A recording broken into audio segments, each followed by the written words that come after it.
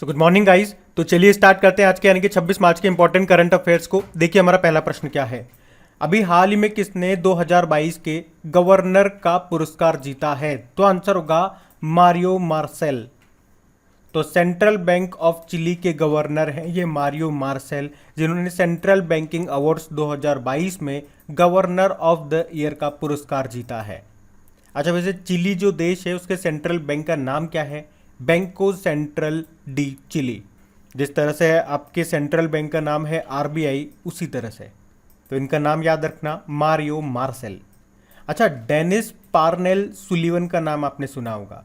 ये अमेरिकी गणितज्ञ हैं और अभी इन्हीं को एबेल पुरस्कार 2022 से सम्मानित किया गया था। उसी तरह से फ्रांसिस कैरे का नाम भी इम्पोर्टेंट है, क्योंकि प्रित्जकर पुरस्कार पाने वाले अभी पहले अफ्रीकी बने थे ये। और कैरोलिना बिलावस्का ये पोलैंड की हैं और अभी 70वीं मिस वर्ल्ड 2021 का खिताब इन्होंने जीता था। अच्छा, एक प्रश्न आप लोगों से पूछूंगा मैं करंट अफेयर्स का। ये अभी चिली देश के सबसे युवा राष्ट्रपति प्रेसिडेंट कौन बने थे? तो आपका आंसर होगा गैब्रियल बोरिक। ये नाम भी आपको याद रखना है। बढ़ते आगे। और हाँ गाइस, आपको बता दूं, अगर आप लोग बैंक एग्जाम की तैयारी कर रहे हैं तो आपको काफी अच्छे कोर्सेज मिल जाएंगे अनअकैडमी पे। और अगर आपने फाइनली मन बना लिया है एक सूटेबल कोर्स लेने का फ्रॉम अनअकैडमी, तो अब आप देरी मत कीजिए, क्योंकि जल्दी अनअकैडमी पर अब सारे कोर्सेज की प्राइस बढ़ाने की तैयारी चल रही है। तो अब अगर आपने फाइनली एग्जाम को क्रैक करने की सोच ही लिया है, तो अब आप अपना कोर्स लेकर तैयारी में जुट जाइए, क्योंकि अभी कोर्स की प्राइस भी कम है और आपको हर कोर्स पे 10% का इंस्टेंट डिस्काउंट भी मिल जाएगा अगर आप अपना कोड जो कि है क्रेक एग्जाम, इसको यूज करेंगे। तो मतलब आपको डबल बेनिफिट मिलेगा। प्राइस भी अभी कम ही है, बढ़ने वाले लेकिन बड़े नहीं है। उसके अलावा 10% का डिस्काउंट भी मिल रहा है और आपके एग्जाम की अच्छी तैयारी तो हो ही रही है। तो सभी बेनिफिट्स का लाभ उठाइए, बस ध्यान रहे कहीं देर ना हो जाए। तो इसके लिए लिंक मैंने नीचे डिस्क्रिप्शन में दे दिया है। आप जैसे ही डिस्क्रिप्शन बॉक्स को ओपन करेंगे, ऊपर ही आपको अनअकैडमी का लिंक मिल जाएगा। उस पर जाकर के आप अपने लिए एक सूटेबल कोर्स देख सकते हो। और जिस भी कोर्स को आप परचेज करोगे, वहां पे कोड पे जरूर लिखना क्रेक एग्जाम, ताकि आपको इंस्टेंट 10% का डिस्काउंट मिल जाए। इसका ध्यान रखना। अभी हम बढ़ते हैं आगे। चलिए बताइए, मार्च 2022 में भारतीय सेना और किस राज्य की पुलिस के बीच में सुरक्षा कवच 2 नाम से एक संयुक्त अभ्यास का आयोजन किया गया? अभी तो आंसर होगा महाराष्ट्र। तो यह है सुरक्षा कवच 2, जो कि एक जॉइंट एक्सरसाइज है। किन किन के बीच हुआ? भारतीय सेना और महाराष्ट्र पुलिस के बीच में। कहाँ पे हुआ? पुणे महाराष्ट्र में हुआ। उद्देश्य क्या रहा इस एक्सरसाइज का? आतंकवाद को रोकना और बम को डिस्पोज करने की ट्रेनिंग के लिए इसको शुरू किया गया। अच्छा, कवच, कवच से आपको जरूर कुछ याद आता होगा। भारतीय रेलवे की स्वचालित ट्रेन सुरक्षा प्रणाली का नाम रखा है हमने कवच। यानी कि अगर एक ही पटरी पे 2 आमने सामने ट्रेन आ जाती है गलती से, तो वो आपस में टकराएगी नहीं। किस सिस्टम की मदद से? कवच। और एक्सरसाइज की बात है तो अभी डस्टलिक नाम की एक्सरसाइज की है हमने उज्बेकिस्तान के साथ में। कहाँ पे? उज्बेकिस्तान में ही। और अभी वायु शक्ति नाम की एक्सरसाइज की थी किसने? इंडियन एयरफोर्स ने। कहाँ पर? जैसलमेर के पोखरण में। उसी तरह से हमारी जो भारतीय नौसेना है उसने मिलन 2022 नाम का एक मल्टीनेशनल नेवल एक्सरसाइज किया था। कहाँ पे? विशाखापत्तनम में। नाटो की बात करें, नॉर्थ अटलांटिक ट्रीटी ऑर्गेनाइजेशन, तो इस साल इसने 2 एक्सरसाइज कर ली है। एक तो अभी कोल्ड रेस्पॉन्स नाम से की थी। कहाँ पे? नॉर्वे में। नेपच्यून स्ट्राइक नाम से समुद्री अभ्यास किया था। कहाँ पे? भूमध्य सागर, मेडिटेरियन सी में। इस साल हमने रशिया के साथ भी एक एक्सरसाइज किया था, पैसेक्स नाम का एक्सरसाइज, अरब सागर में। जापान के साथ भी कर लिया हमने अभी धर्मागार्जन नाम का एक्सरसाइज, कर्नाटक के बेलगाम में। और ओमान के साथ भी किया एक एक्सरसाइज, ईस्टर्न ब्रिज। ये कहाँ पे? राजस्थान के जोधपुर में। तो 2022 में ये कुछ इंपॉर्टेंट एक्सरसाइज हम लोग कंडक्ट कर चुके हैं, इनको ध्यान रखेंगे आप। पढ़ते आगे। फिर बताइए, अभी हाल ही में मारुति सुजुकी के एमडी सीईओ के रूप में किसे नियुक्त किया गया? तो आंसर होगा हिसाशी टेकुची को। तो अभी हिसाशी टेकुची जो कि जापान से हैं, अभी उन्हीं को 3 साल के लिए मारुति सुजुकी का एमडी सीईओ नियुक्त किया है। और ये किनका स्थान लेंगे? केनिची आयुकावा का स्थान लेंगे। बाकी T Raja Kumar financial action task force के प्रेसिडेंट बने। और युंग सुक योल ये साउथ कोरिया के प्रेसिडेंट बने थे। अनंत नागेश्वरन चीफ इकोनॉमिक एडवाइजर, मुख्य आर्थिक सलाहकार बने थे। तो इनके नाम भी ध्यान रखना, बढ़ते आगे। अच्छा बताइए, अभी हाल ही में किसे फीफा विश्व कप 2022 के आधिकारिक प्रायोजक यानी कि ऑफिशियल स्पॉन्सर के रूप में नामित किया गया? तो आंसर होगा बायजूस। तो अभी एडटेक कंपनी है ये बायजूस, और अभी फीफा वर्ल्ड कप 2022 का ऑफिशियल स्पॉन्सर बन गया है ये। आपको बताए फीफा वर्ल्ड कप 2022 ये कहाँ पर होने हैं? कतर में होने हैं। ये लास्ट नवंबर दिसंबर में चलेंगे। अच्छा, आप तो ये बताइए 2022 और 2023 के जो आईपीएल होंगे उसका टाइटल स्पॉन्सर कौन बना है? तो आंसर होगा टाटा ग्रुप। और अभी 2022 के जो आईपीएल है उसका ऑफिशियल पार्टनर कौन बना है? रुपे बना है। वैसे 2022 के आईपीएल ये इसका 15वां संस्करण है जो कहाँ पे होना है? भारत में। इस बार इसमें 10 टीमें पार्टिसिपेट कर रही है, मतलब 2 नई टीम जुड़ गई हैं, एक तो अहमदाबाद टीम और एक लखनऊ टीम। आपको पता है अहमदाबाद टीम का नाम गुजरात टाइटंस है और लखनऊ टीम का नाम लखनऊ सुपर जायंट्स है। और लखनऊ सुपर जायंट्स के कप्तान बने हैं केएल राहुल और गुजरात टाइटंस के कप्तान बने हैं हार्दिक पांड्या। और वहीं अगर फीफा की बात करते हैं, देखो फीफा से 2 पॉइंट याद रखना है, इसका हेडक्वार्टर और इसके अध्यक्ष कौन है। हेडक्वार्टर इसका ज्यूरिख स्विट्जरलैंड में है और इसके अध्यक्ष हैं ज्ञानी इन्फिनिटो। ध्यान रखना, बढ़ते हैं आगे। अच्छा बताइए, माउंटेन टेरेन बाइकिंग और बाइसिकल मोटोक्रॉस के लिए भारत का पहला साई राष्ट्रीय उत्कृष्टता केंद्र की स्थापना कहाँ पे की जाएगी? तो आंसर होगा शिमला। साई मतलब स्पोर्ट्स अथॉरिटी ऑफ इंडिया, और इसी के द्वारा मोटोक्रॉस एथलीट्स को ट्रेनिंग देने के लिए साई राष्ट्रीय उत्कृष्टता केंद्र यानी कि एक्सीलेंस सेंटर खोला जाएगा। कहाँ पे? शिमला में। मतलब यहाँ पर भारतीय साइकिलिस्टों को विश्व स्तर पर ट्रेनिंग सुविधाएं उपलब्ध कराई जाएगी। अच्छा, अगर मैं आपसे पूछूं, खेलो इंडिया यूथ गेम्स का 4था संस्करण 2022 में होना है कहाँ पे? पंचकुला हरियाणा में। और 5वां संस्करण ये होना है भोपाल मध्य प्रदेश में। और अभी आपके विजय हजारे ट्रॉफी 2021-22 को किसने जीता था? हिमाचल प्रदेश ने जीता था तमिलनाडु को हरा करके। और हिमाचल प्रदेश में आपको मिलेगी अटल सुरंग जिसकी लंबाई है 9.02 किलोमीटर, और अभी से वर्ल्ड बुक ऑफ रिकॉर्ड्स में शामिल किया गया था 10,000 फीट से अधिक की ऊंचाई पर सबसे लंबी सुरंग के रूप में। और आपको याद होगा जल जीवन मिशन के तहत 100वां हर घर जल वाला जिला कौन सा बना था? हिमाचल प्रदेश का चंबा जिला। और अभी नवी महिला राष्ट्रीय आइस हॉकी चैंपियनशिप 2022 का आयोजन भी हिमाचल प्रदेश के काजा में हुआ था, जिसे किसने जीता था? लद्दाख ने। उसके अलावा देश में पहली बार मोंक फ्रूट की खेती कहाँ पे शुरू हुई? हिमाचल प्रदेश के कुल्लू में। ई कैबिनेट प्रणाली को लागू करने वाला देश का पहला राज्य कौन सा बना? हिमाचल प्रदेश बना। और 100% टीकाकरण यानी कि दोनों डोज देने वाला पहला राज्य भी आपका हिमाचल प्रदेश बना, और पहला जिला बना हिमाचल प्रदेश का किन्नौर जिला। और दुनिया का सबसे ऊंचा इलेक्ट्रिक व्हीकल चार्जिंग स्टेशन का उद्घाटन हिमाचल प्रदेश के काजा में किया गया था। उसके अलावा दालचीनी की संगठित खेती शुरू करने वाला पहला राज्य भी हिमाचल प्रदेश बना। अभी हिमाचल प्रदेश की चंबा चप्पल, लाहौल के बने हुए मोजे और दस्तानों को जीआई टैग मिला था। तो ये सब ध्यान रखना, बढ़ते आगे। अच्छा बताइए, अभी 24 मार्च 2022 को किस अर्धसैनिक बल ने अपना 187वां स्थापना दिवस मनाया? तो आंसर होगा असम राइफल्स।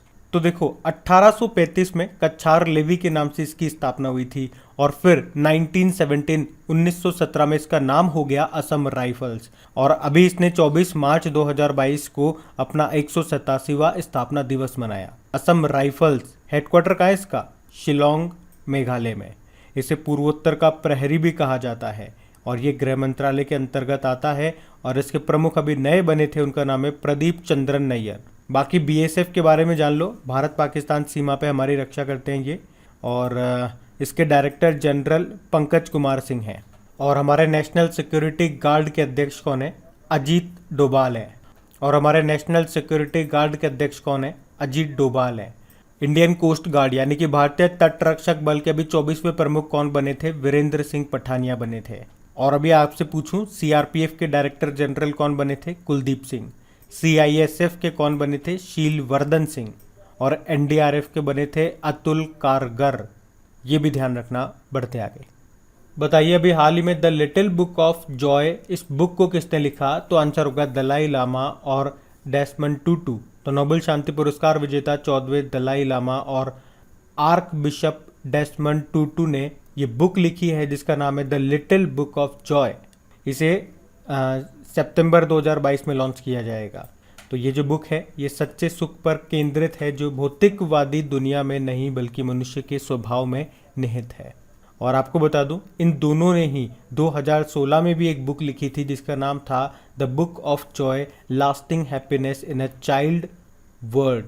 और वैसे अ लिटिल से आपको याद आएगा, अभी जनवरी 2022 की बात है, एक लेखक है रस्किन बॉन्ड, उन्होंने बुक लिखी थी a little book of India celebrating 75 years of independence. तो वो भी याद आएगा आपको, ध्यान रखना। बढ़ते आगे। फिर बताइए, अभी उत्तर प्रदेश के मुख्यमंत्री के रूप में किसने शपथ ली? तो आंसर होगा योगी आदित्यनाथ। तो अभी योगी आदित्यनाथ ने अपने दूसरे कार्यकाल के लिए उत्तर प्रदेश के मुख्यमंत्री के रूप में शपथ ले ली है।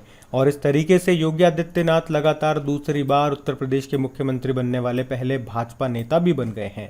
अभी पंजाब के नए मुख्यमंत्री के रूप में शपथ ली है भगवंत मान ने। मणिपुर के दूसरी बार मुख्यमंत्री बन गए एन बीरेन सिंह। और उत्तराखंड के बने पुष्कर सिंह धामी। और बताओ आप गोवा के कौन बने? जब तक हम उत्तर प्रदेश की बात करते हैं तो ये रहा मैप में उत्तर प्रदेश। देखो, इसकी कैपिटल लखनऊ है। लखनऊ किस नदी के किनारे स्थित है? गोमती नदी के किनारे। और सिडबी का हेडक्वार्टर भी आपको कहाँ पे मिलेगा? लखनऊ में ही मिलेगा। यहाँ के मुख्यमंत्री बन गए हैं योगी आदित्यनाथ। अच्छा, इनके ऊपर एक बुक भी आई थी अभी जिसका नाम है the monk would transformed UP. इसको लिखा था शांतनु गुप्ता ने। और यहाँ की गवर्नर है आनंदीबेन पटेल। और ब्रह्मोस विनिर्माण केंद्र ये कहाँ पर स्थापित किया गया? लखनऊ में ही। और बताओ, रोपवे सेवाओं को सार्वजनिक रूप से उपयोग करने वाला पहला शहर कौन सा बना? वाराणसी। अभी भारत की पहली पैरा बैडमिंटन अकादमी ये कहाँ पे खोली गई? तो आंसर होगा लखनऊ में। और अभी तीसरे राष्ट्रीय जल पुरस्कार 2020 में उत्तर प्रदेश को प्रथम पुरस्कार मिला था, सेकंड पे राजस्थान था। और देश की पहली मोबाइल हनी प्रोसेसिंग वैन ये कहाँ पे लॉन्च की गई? तो आंसर होगा गाजियाबाद। और उत्तर प्रदेश का पहला आयुष विश्वविद्यालय कहाँ पे खुलेगा? गोरखपुर में। और उत्तर प्रदेश के मेरठ में राज्य की पहली खेल यूनिवर्सिटी बनेगी जिसका नाम मेजर ध्यानचंद के नाम पे होगा। और मेरठ में ही देश का पहला जानवरों का युद्ध स्मारक भी बनेगा। अच्छा बताओ, उत्तर प्रदेश में पहली बार स्ट्रॉबेरी महोत्सव कहाँ पे मनाया गया? उत्तर प्रदेश के झांसी में। उसी तरह से उत्तर प्रदेश के लखनऊ में गुड़ महोत्सव, जैगेरी महोत्सव मनाया गया। उत्तर प्रदेश के सिद्धार्थनगर में काला नमक चावल महोत्सव मनाया गया। उत्तर प्रदेश के कुशीनगर में केला महोत्सव मनाया गया था। ये सारे पॉइंट ध्यान रखना। बढ़ते आगे। बताइए, अभी हाल ही में किसने ब्रिक्स टीका अनुसंधान एवं विकास केंद्र का शुभारंभ किया? तो आंसर होगा डॉक्टर मनसुख मांडविया। हमारे हेल्थ मिनिस्टर हैं ये मनसुख मांडविया। और अभी इन्होंने ही ब्रिक्स का जो vaccine research and development centre है उसका उद्घाटन किया है। किसने? मनसुख मांडविया ने। जिसका उद्देश्य क्या है?